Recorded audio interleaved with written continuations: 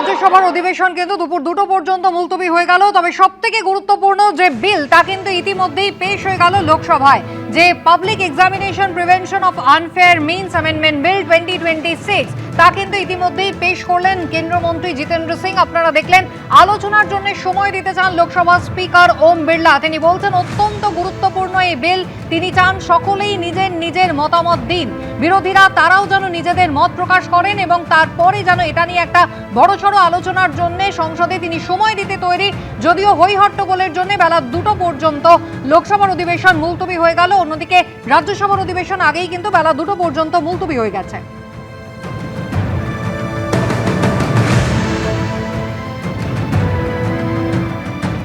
এদিকে ধর্মতলায় শুক্রবার নিট কাণ্ডের প্রতিবাদে মিছিল হয়েছে। আপনারা জানেন ধুন্ধুমার ঘটে গিয়েছে। শনিবার 11 জন গ্রেফতার, গতকাল 3 জন গ্রেফতারের পরে নতুন করে আরো 2 জনকে পুলিশ গ্রেফতার করেছে। তাদের বিরুদ্ধেও সরকারি সম্পত্তি ভাঙচুরে একেবারে সক্রিয় ভূমিকা ছিল এমনটাই অভিযোগ। এরা কেউ ছাত্র নয়, পুলিশ এমনটাই দাবি করেছে। মুখ্যমন্ত্রী শুভেন্দু অধিকারী, আপনাদের মনে থাকবে, তিনিও কিন্তু বিধানসভায় দাঁড়িয়ে একই দাবি করেছিলেন। 7টা মামলা হয়েছে, 70 জনকে চিহ্নিত করা হয়েছে, যার মধ্যে 5 জন তারা একেবারে তাদের নাম বিধানসভায় দাঁড়িয়ে তিনি বলেছিলেন এরা কেউ ছাত্র নয়, এরা কেউ সিজেপির প্রতিনিধি নয়, এমনটা কিন্তু মুখ্যমন্ত্রীও জানিয়েছিলেন। গুন্ডা দমন আইন প্রয়োগ করা হচ্ছে, আর এবার এই ধুন্ধুমার কাণ্ডে গ্রেফতারির সংখ্যা বেড়ে হয়েছে 16। গতকাল কড়েয়া থানার বাসিন্দা ওয়াকার আজম, তাকে গ্রেফতার করা হয়। নাদিয়ালের বাসিন্দা মোহাম্মদ জাভেদ আক্তার, তাকেও পুলিশ গ্রেফতার করে। গত শুক্রবারের ঘটনা, ধর্মতলায় একেবারে পুলিশকে লক্ষ্য করে জুতো, বোতল, এমনকি ইট পর্যন্ত ছোড়া হয়। আর সেই ঘটনার জেরে একে একে গ্রেফতারি সংখ্যা বাড়ছে। গতকাল পর্যন্ত যে সংখ্যা ছিল 14, নতুন করে আরো 2 জনকে গ্রেফতার করেছে পুলিশ।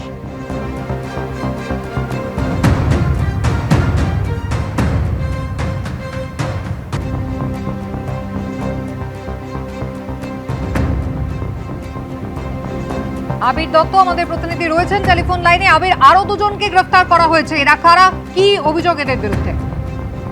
একেবারেই দেখো, আরো 2 জনকে গ্রেফতার করা হয়েছে। ওয়াকার আজম 35 বছর বয়স এবং মোহাম্মদ জাভেদ আক্তার 32 বছর বয়স। এই 2 জনকে বিভিন্ন ফুটেজ থেকে প্রথমে শনাক্ত করা হয়েছে এবং তারপরে তাদের বাড়ি থেকে তাদেরকে গ্রেফতার করা হয়েছে। যেটা জানা যাচ্ছে যে ওয়াকার আজম সে ব্যারিক স্ট্রিটের বাসিন্দা এবং মোহাম্মদ জাভেদ আক্তার সে নাদিয়ালের বাসিন্দা।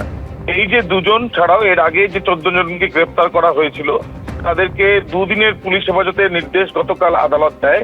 তাদেরকে জিজ্ঞাসাবাদ করা হয় এবং তার সাথে বিভিন্ন ফুটেজ থেকে মোট প্রায় যেটা জানা যাচ্ছে 70 জনের কাছাকাছি তাদেরকে শনাক্ত করা গিয়েছে। তাদের মধ্যে অন্যতম এই ওয়াকার আজম এবং মোহাম্মদ জাভেদ আক্তার, তাদের 2 জনকেও গ্রেফতার করা হয়েছে। আজকে তাদেরকে আদালতে পেশ করা হবে এমনটাই পুলিশ সূত্রে জানা যাচ্ছে এবং তাদের বিরুদ্ধে যা যা তথ্য প্রমাণ পাওয়া গিয়েছে সেগুলো আদালতের কাছে জানাবে পুলিশ, এমনটাই জানা যাচ্ছে পুলিশ সূত্র থেকে। শুভেন্দু অধিকারী বিধানসভায় দাঁড়িয়ে তিনি কিন্তু দাবি করেছিলেন যে 7টি মামলা দায়ের হয়েছে, 70 জন চিহ্নিত হয়েছে, গুন্ডা দমন আইন প্রয়োগ করা হচ্ছে, এর মধ্যে 5 জনের নাম একেবারে নির্দিষ্ট করে বলেছিলেন মুখ্যমন্ত্রী। কি বলেছিলেন দেখুন। এই শক্তিটা কমপ্লিটলি বিদেশি শক্তিদের দ্বারা মদতপুষ্ট হতে পারে। এভাবে সংবাদ মাধ্যমের কর্মীদেরকে মেরেছে, রক্তপাত করেছে এবং প্রাণঘাতীর চেষ্টা করেছে, তার বিরুদ্ধে ব্যবস্থা, যাদের ভিডিওতে দেখা গেছে তারা গ্রেপ্তার হয়েছে।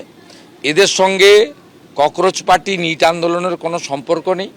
এরা কমপ্লিটলি জামাতি, মৌলবাদী এবং ভারতবর্ষকে দুর্বল করতে চায়, অশান্তি করতে চায়।